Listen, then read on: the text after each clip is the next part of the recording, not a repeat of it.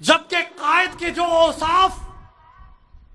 قائد کے جو وصف، قائد کے جو کمالات ہمیں رسول پاک صلی اللہ علیہ وسلم کی بارگاہ میں نظر آتے ہیں، وہ یہ ہیں کہ ایک طرف رسول پاک صلی اللہ علیہ وسلم نے بطور مرشد کے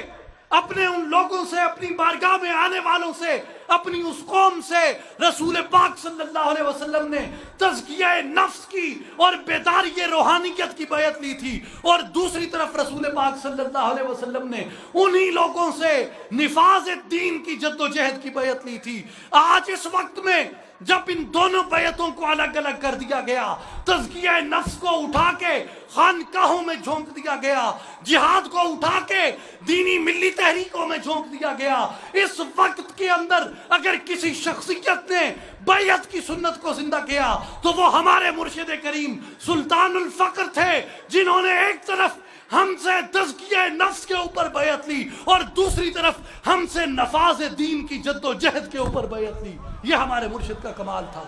اور یہ وہ سنت تھی جو ہمارے مرشد کریم نے زندہ کی تھی۔